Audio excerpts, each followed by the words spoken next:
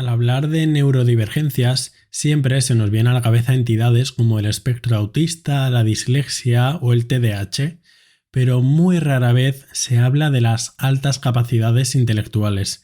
¿Qué son las altas capacidades? ¿Cómo detectarlas y por qué se caracterizan? ¿Las altas capacidades existen solo en niños o también de adultos? ¿Cómo potenciarlas? De esto y mucho más es de lo que hablaremos con Alba Noa Jiménez Fernández, psicóloga general sanitaria especialista en altas capacidades y en otros temas como trastornos de la conducta alimentaria. Actualmente Alba trabaja como psicóloga en Barcelona, en Crisálida y en El síndrome de la impostora, y en Instagram la podéis encontrar como @leyendopsicología. Esta ha sido mi primera entrevista en persona porque todas las demás fueron online y tengo que decir que me he sentido muy cómodo y ha fluido mucho. Os invito realmente a quedaros hasta el final porque es un episodio muy diferente y Alba es muy buena comunicadora. Os dejo con la entrevista con la psicóloga Alba Noa Jiménez Fernández.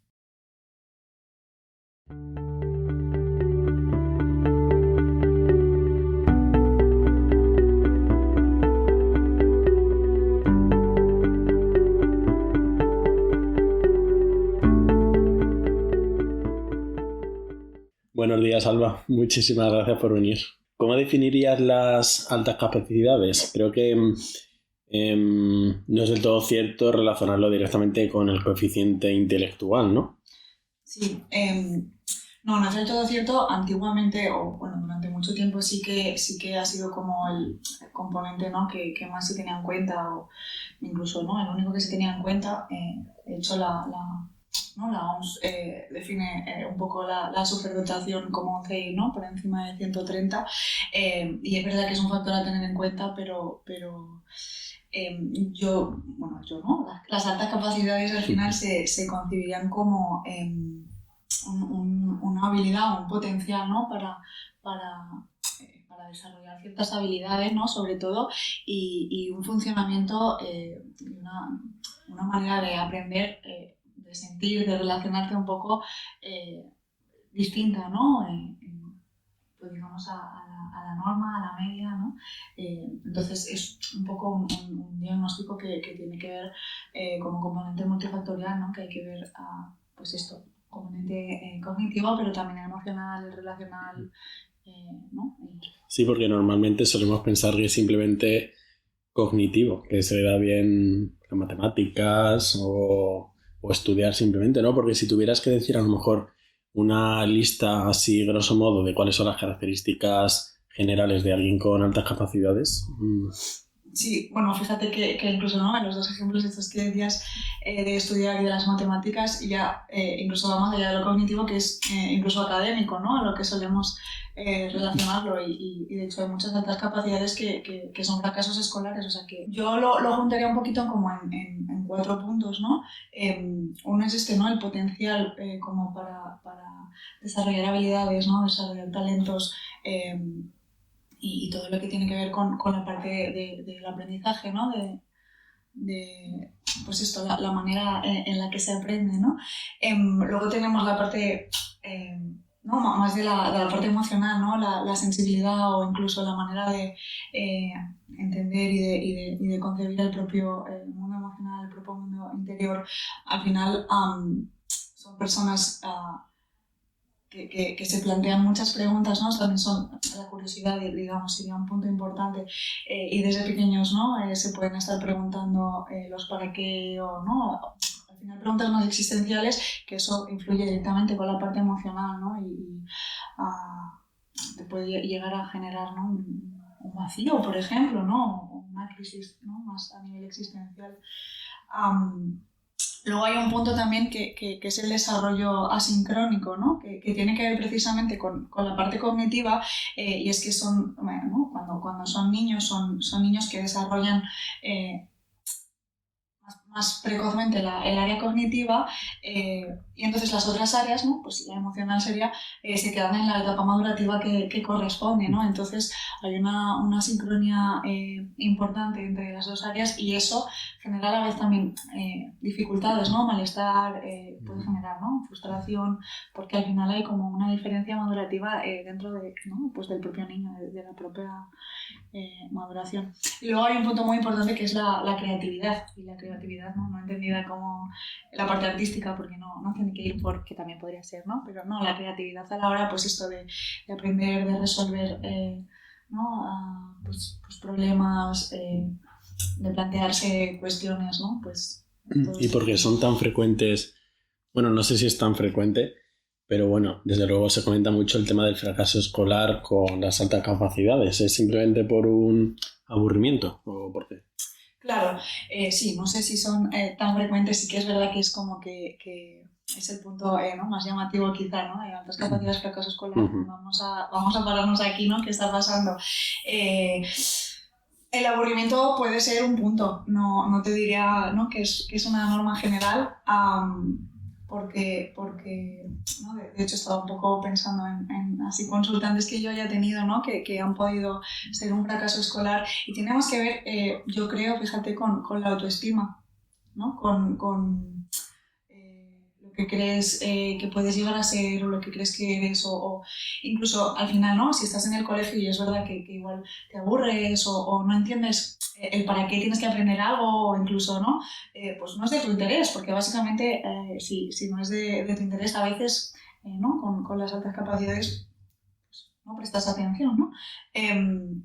De ahí te repiten eres inatento o eres tonto, no sirves para esto. Sí, creo que a lo mejor el no brillar académicamente lo puedo entender, pero lo que nunca termino de entender muy bien es por qué hay tantos problemas de autoestima y, bueno, supongo que relacionados con el perfeccionismo, que incluso no sabría decir si tienen incluso una base cerebral, o por qué dirías tú que es bastante frecuente por un lado el perfeccionismo y por otro lado los problemas de la autoestima en personas con altas capacidades.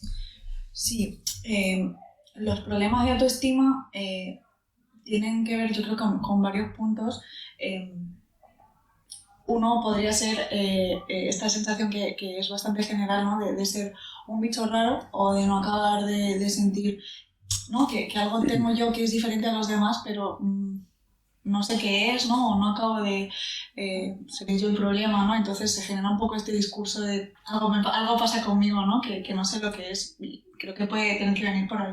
Luego, relacionado un poco con la parte académica, es verdad que si son niños brillantes, o que los o potencialmente brillantes, exacto, en realidad pueden recibir muchos mensajes de exigencia, ¿no? De ese perfeccionismo, de tienes que ser esto, o tú podrías llegar a esto, sí. ¿no?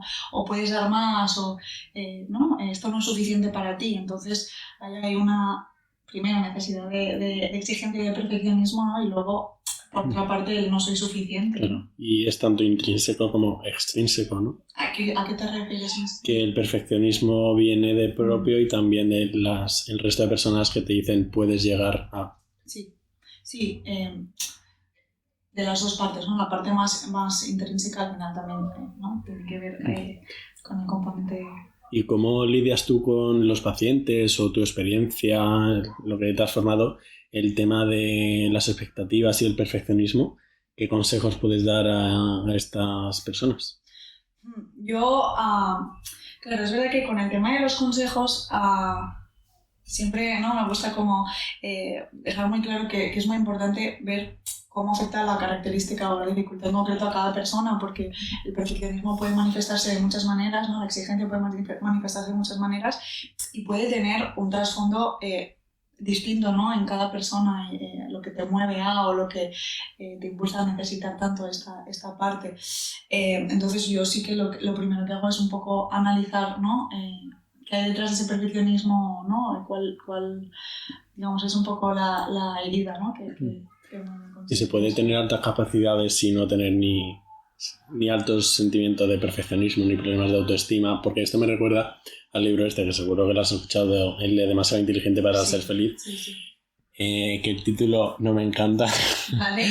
El libro me gustó, pero tiendo a rechazar la idea de que no se puede ser feliz siendo demasiado inteligente, como dice el libro. ¿Qué opinas? Sí, opino como tú en ese sentido, o sea, no creo que las altas capacidades sean, ¿no? Una cosa como, no, es esto y esto le pasa a todo el mundo y esto es así para todo el mundo. Al final, yo creo que sí que es verdad que en altas capacidades, en cualquier cosa, ¿no? Las personas que suelen venir a terapia son personas con dificultades, ¿no? Entonces es lo que solemos ver más reflejado, ¿no? Al final hay un punto del perfeccionismo que es bueno, ¿no? O sea, que ver, ¿no? Y exigirte de una manera saludable no tiene por qué estar demonizado, ¿no? Entonces, como en todo, si sabes gestionar ¿no? esas partes y si has sabido colocarlas bien a lo largo de tu vida, no tienen por qué ¿no? generarte... Sí, un poco como el síndrome del impostor, que bueno, hasta cierto punto no está mal que tengas un poquillo de síndrome del impostor o síndrome de la impostora, ¿no? Bueno, claro. Y está muy relacionado con el perfeccionismo, justamente. Sí. De este mismo libro, que supongo que lo habrás leído, también habla mucho del tema del pensamiento arborescente o arboriforme. Bueno, lo he escuchado de diferentes maneras y me gusta bastante esta definición de cómo puede ser el modo de pensamiento de alguien con altas capacidades, porque, claro, literalmente como un árbol que van surgiendo cosas. ¿Nos podrías explicar un poco para la gente que no conozca en qué consiste este modo de pensamiento, el pensamiento arborescente, y qué opinas sobre esto, si es bastante correcto, si le darías algún otro matiz? Yo creo que el pensamiento arborescente es bastante, ¿no? Refleja bastante la manera de funcionar. También creo que no es exclusivo de una persona neurodivergente con una persona con altas capacidades, ¿no? Pero es verdad que no es un modo de pensamiento, es como una metáfora que se utiliza, ¿no? para describir al final esta idea, ¿no? de árbol, como tú decías, de alguna idea, rápidamente surgen conexiones ¿no? que van hacia ramas muy distintas, ¿no? Y que cada una de esas ideas a su vez crece y crece, ¿no? Y al final es como esta metáfora, esa visualización, ¿no? Desde la raíz van creciendo varias ramas, ¿no? Sí, porque respecto a este modo de pensamiento, creo que tiene una parte positiva y otra parte negativa. La parte positiva, que puede darte mucho abanico de creatividad, y la parte negativa, que puede ser desordenado de algún modo. Entonces, a lo mejor, ¿cómo recomiendas tú o qué consejos das para ordenar este pensamiento? A lo mejor, no sé, apuntarlo, no sé, ¿qué se te ocurre? Sí, además en cuanto a esto de desorden, ¿no? También justo el pensamiento arborescente combinado con el perfeccionismo, ¿no?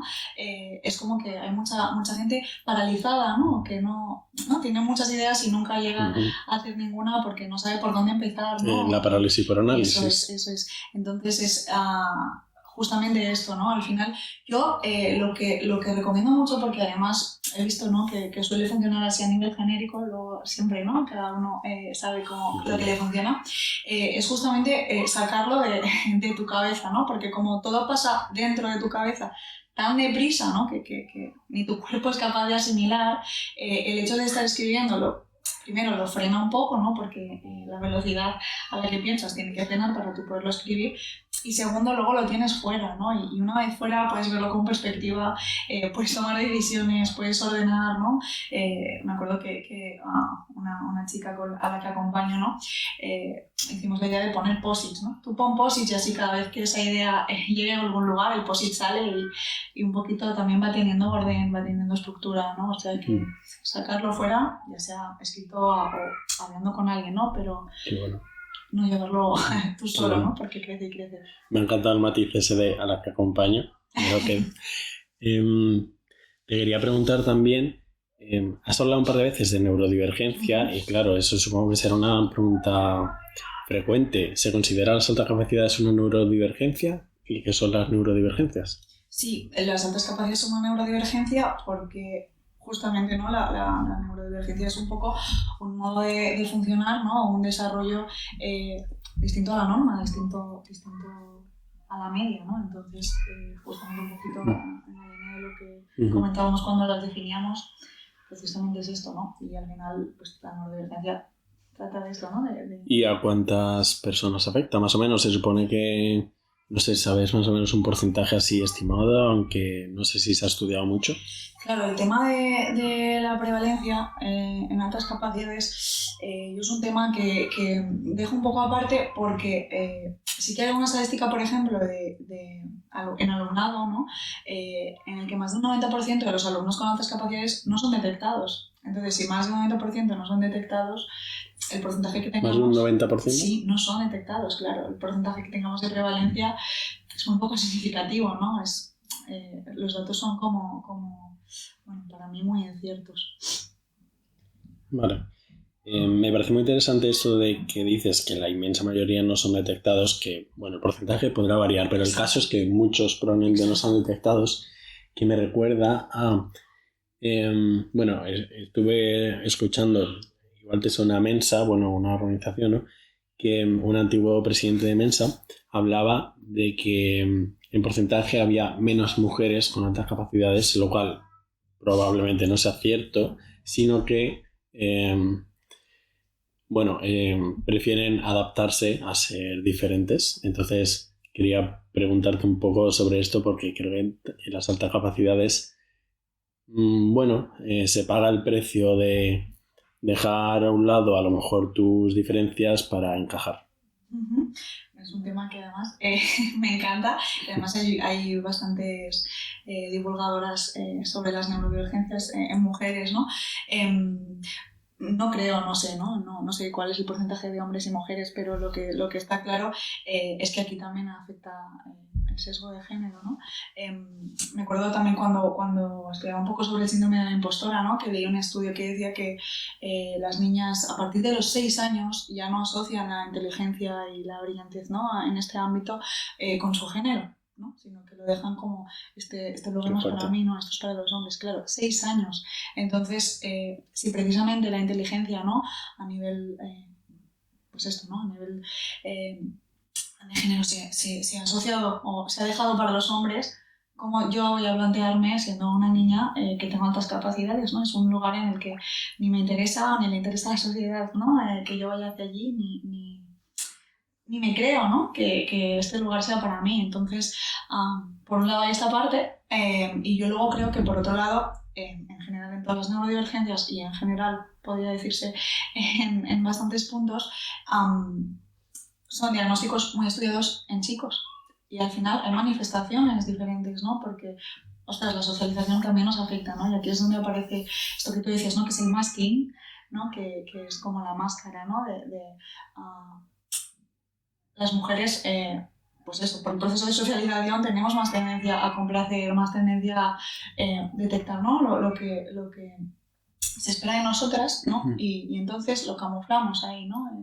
Yo sé que no tengo que tener talento para esto, da igual, pues lo camuflo, ¿no? Bueno, y se debería intentar diagnosticar o detectar. Supongo que dependiendo del malestar que le genere. En el sentido de las altas capacidades, yo creo que claro, en cuanto al término de si se debería diagnosticar... Porque en este sentido también te voy a cortar, sí. Que creo que, bueno, es un poco triste y curioso al mismo tiempo que hemos llegado a demonizar de algún modo la inteligencia, que preferimos que nuestros hijos no tengan altas capacidades. Y yo esto lo he pensado mucho, es como, preferimos que nuestros hijos no tengan unas capacidades superiores a la media para aprender, aunque también tenga el aspecto emocional, a lo mejor, pero porque hemos llegado a demonizar las altas capacidades y por otro lado se debería diagnosticar siempre. Claro, yo creo que al final hay un poco el desconocimiento y la consecuencia del desconocimiento que es el miedo, ¿no? Entonces... Claro, a ver, yo entiendo que al final es el miedo a que mi hijo sea rechazado. Eso es, a que sea el raro, a que sea el rechazado o incluso simplemente el hecho de desconocer qué consecuencias tiene esto, ¿no? Como no sé lo que viene y ahí estamos bien, pues ¿para qué mirar más, no? Y si se tiene que diagnosticar siempre... yo no diría que haya una norma, ¿no? Para esto sí que creo que podría ser importante plantear, ¿no? Porque, bueno, un poquito relacionado con la parte emocional sobre todo, ¿no? Y con la parte de identidad, creo que en general, sobre todo de adultos, ¿no? Que al final pues son las personas a las que yo acompaño, no acompaño niños, pero hay un sentimiento muy grande de alivio cuando esto se plantea, ¿no? Y de colocar cosas y de incluso perdonarse cosas, ¿no? Y de integración de tu identidad al final, de quién eres, ¿no? Y de las cosas que te pasaban y por ese lado creo que sí es importante. De niños, bueno, sí que creo que no está de más cuando igual, ¿no? Esto es algo que pasa mucho en las escuelas, igual, hey, aquí hay una detección, ¿no? Y los padres de repente decir, no, ¿no? Pues, hombre, igual planteárselo, igual el niño, puedes decírselo o no puedes decírselo, siempre hay que ver un poco las necesidades del niño también, ¿no? O sea... Con el tema de los niños, creo que no hemos hablado una cosa y no me gustaría que se pasase sobre el tema de los signos tempranos, porque creo que es algo bastante preguntado. Si te hicieran la cuestión de cuáles podrían ser a lo mejor los signos tempranos para sospechar que mi hijo o mi hija podría tener altas capacidades, ¿cuáles dirías que son estos signos o síntomas? Serían un poco similares a lo que hemos comentado, ¿no? Que serían los puntos más característicos, pero en formato niño, ¿no? Al final, claro, todo lo que sea el tema de la precocidad, ¿no? Pues leer antes, un lenguaje muy adulto, ¿no? O hablar antes, o sea, todo el tema de la precocidad sí que sería un factor a tener en cuenta. Todo el tema de la sensibilidad, ¿no? De la parte más emocional, ¿no? Sensibilidad intensa. Los niños, ¿no? que hacen muchas preguntas, ¿no? Desde muy pequeños, y el ¿para qué esto? ¿Y para qué aquello? ¿No? Con mucha curiosidad. Incluso, ¿no? A bebés, los bebés altamente demandantes, ¿no? Que luego puede no derivar a ello. O sea, no es que automáticamente cuando eso sucede haya unas altas capacidades, pero sí son señales, ¿no? ¿Y tema emocional? Tema emocional, por ejemplo, vivir las emociones muy intensamente, también un poco desde esa asincronía, ¿no? El no entender o no saber qué está pasando, eso genera también mucha frustración. Son niños que viven muy mal la frustración en general, ¿no? Y que tienen tendencia a frustrarse con sus propias emociones porque no saben, ¿no? Qué hacer con ellas o cómo entenderlas o cómo manejarlas, ¿no? En esa parte. Luego, el punto de la empatía, ¿no? También, que vuelvo a decir, siempre generalizando, ¿no? Que no tiene por qué darse todos estos puntos. Y luego el tema de los valores morales, ¿no? Hay un punto muy importante del sentido de la justicia, que desde niños también, ¿no? Está presente, ¿no? Que las cosas sean justas, ¿no? Eso también lo he leído mucho y me parece muy interesante, pero es algo como bastante consistente. Sí. En muchos papers y en muchos, tanto eso como a lo mejor la curiosidad. Sí. Bueno, no entiendo muy bien por qué, pero es verdad que está como muy establecido. Y te quería preguntar, alguien ya más mayor, adolescente o adulto, ¿cómo se puede diagnosticar las altas capacidades? Más o menos, ¿cuál es el proceso que se sigue hasta hacer un diagnóstico? Sí, es un poquito un diagnóstico, ¿no? Es un proceso de diagnóstico de entrevista, ¿no? Para la parte más relacionada a la emocional, luego, ¿no? Pues los test de inteligencias. Es verdad que todo depende un poco de dónde te hagas la evaluación, ¿no? Porque hay gente muy purista del CI, luego hay gente como muy en contra del CI que... ¿Se puede tener altas capacidades con un CI normal? Es una pregunta difícil esta, ¿no? ¿Qué es un CI normal? 100. Vale, primero para que nos entendamos. Claro, hay un punto de los test del CI, ¿no? Que, ostras, tiene mucho que ver con muchas cosas, ¿no? ¿Cómo estás tú el día que haces la prueba? El contexto en el que haces la prueba. Bueno, que son bastante consistentes muchas pruebas. Son bastante consistentes, sí, pero te iba a comentar justo el punto este de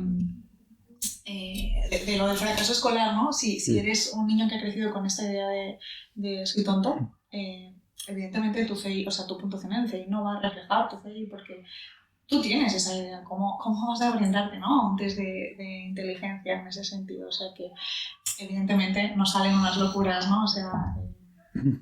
Bueno, que creo que el diagnóstico es como más longitudinal, no más largo, no es simplemente una ficha en un día. Eso es. Entonces, bueno, tu pregunta la dejo un poquito ahí abierta, ¿no? Sí que es importante, pero... Y vale, tienes un niño o una niña con altas capacidades, ¿ahora qué hacemos? Vale, lo tenemos, ¿qué herramientas hay o qué proposiciones se hacen para que se desarrolle más?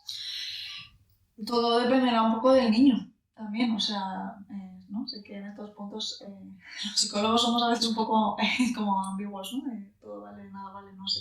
Pero sí, todo dependerá un poco del niño también. O sea, yo creo que es importante al final en cualquier niño desarrollar al máximo ¿no? Sus capacidades, su potencial.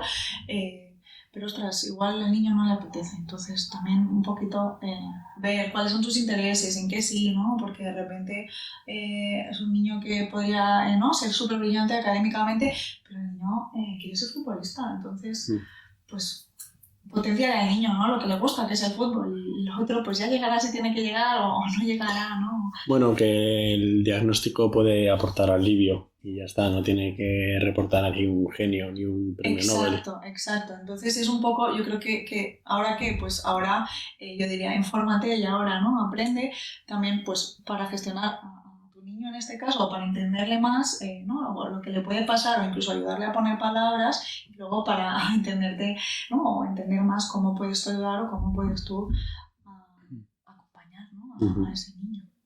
¿Y cómo es un adulto joven, adulto mediana edad, bueno, incluso más mayor con altas capacidades que a lo mejor nunca le han brindado la posibilidad de, a lo mejor no se veía encajando nunca y hasta los 20, 30 años, 40 o más, no se enteró del tema de las altas capacidades? ¿Cómo es esta persona? Porque supongo que también se habrá invisibilizado él mismo, se habrá adaptado.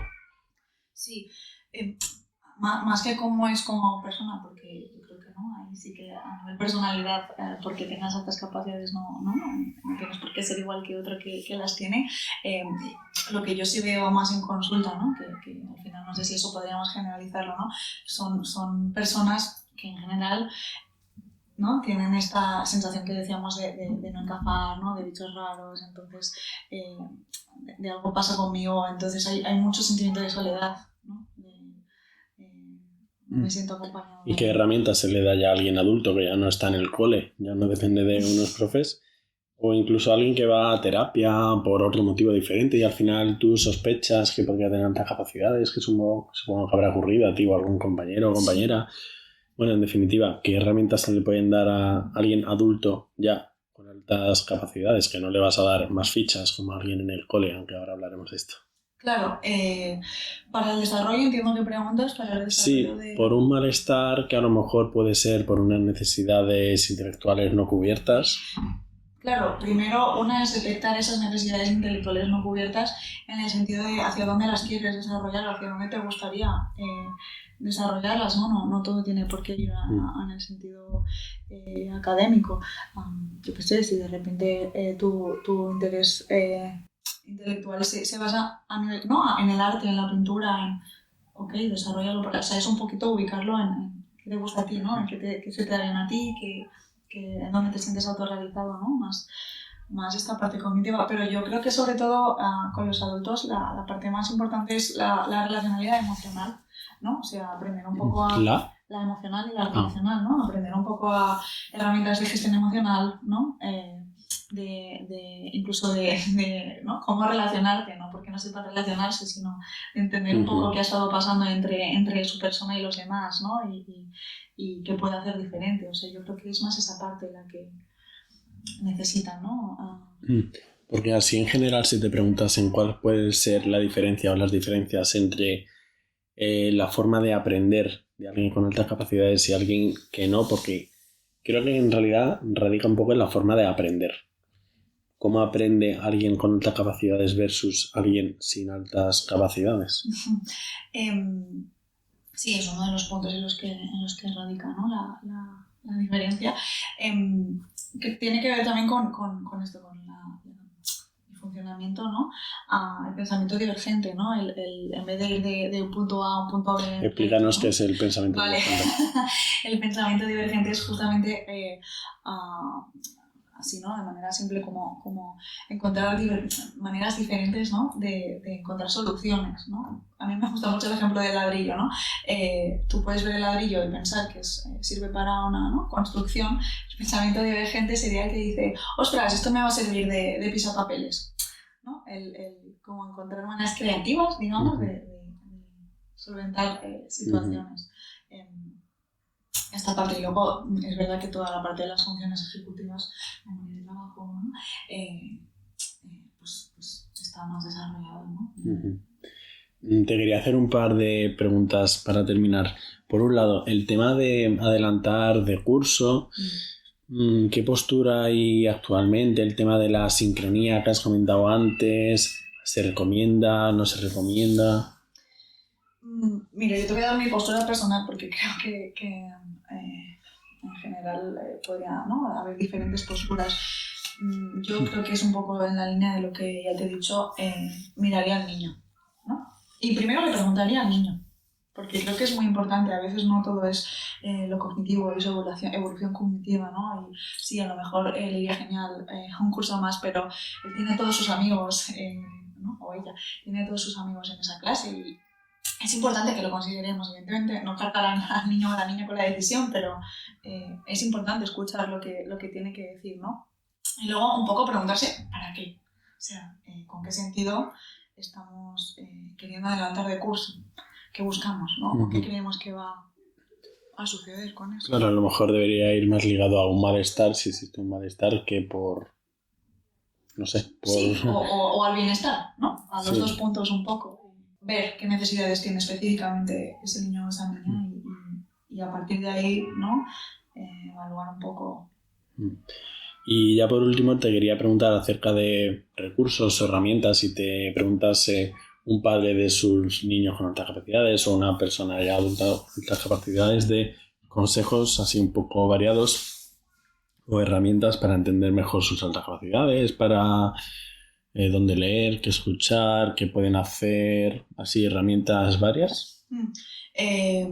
Sí, primero de todo, sobre todo es que dices, ¿no?, de leer, escuchar, un poco informarse, es importante, y luego también hacerlo de manera un poco con perspectiva, ¿no? Y no asumir absolutamente todo lo que lees, sino un poco llevártelo pues al niño o a la niña o a ti, ¿no?, como adulto, y ver qué cosas, ¿no?, en tu caso están ahí y cómo eso, ¿no?, qué necesitas tú, pues trabajar o no trabajar, ¿no? Pues de repente necesito trabajar esta exigencia, vale, pues entonces busco, ¿no?, pues o voy a terapia o busco cómo trabajar esa exigencia, ¿no?, mis altas capacidades, ¿no?, como tal. Al final, pues claro, el problema no son las altas capacidades, sino... Sí, las altas capacidades es, pues eso, una manera de estar, una manera de funcionar, ¿no?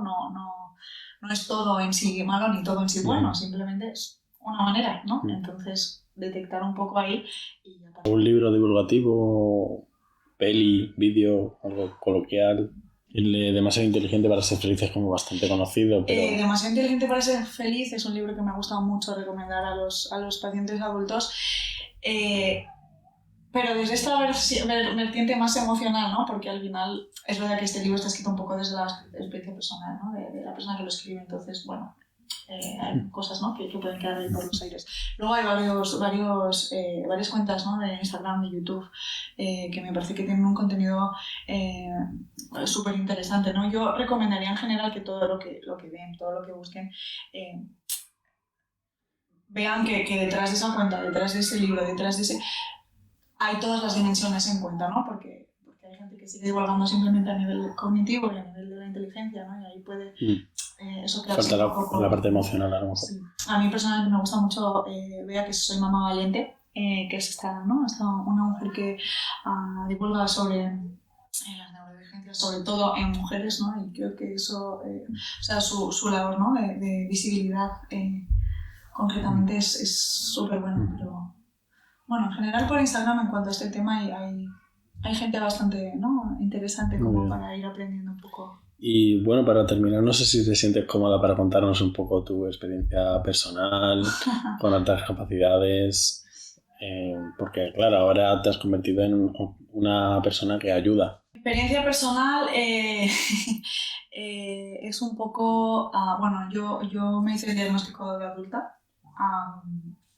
Y es verdad que de niña tengo algún recuerdo de un par de episodios en el que alguien pudo haber comentado en algún momento, ¿no?, ojo, igual esta niña, ¿no?, que hay aquí, ¿no?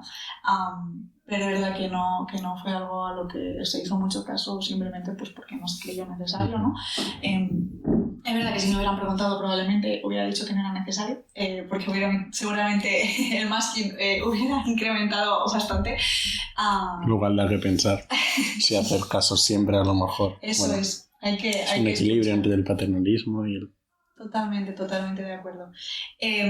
Pero bueno, a mí, ¿no? Al final de adulta un poco me empecé a interesar sobre el tema y luego empecé a verme igual reflejada por mi sobrina, ¿no? Que mi sobrina está diagnosticada de altas capacidades y me recordaba muchas veces, ¿no? A mí cuando era pequeña y empecé a investigar un poco más y dije, venga, pues oye, me voy a hacer el diagnóstico que no está de más, ¿no? Y ostras, me ayudó a entender, yo ya había hecho un proceso de terapia, ¿no? Y había colocado muchas cosas importantes, pero me ayudó a entender muchos puntos que se me habían quedado por ahí colgados, ¿no? Y por eso yo siempre recomiendo oye, al menos infórmate, al menos lee cosas, porque al final, si no hay altas capacidades, probablemente no te identifiques con cuestionarse, ¿no? Muy bien, Alba. Muchísimas gracias por estar con nosotros. Pues gracias a ti.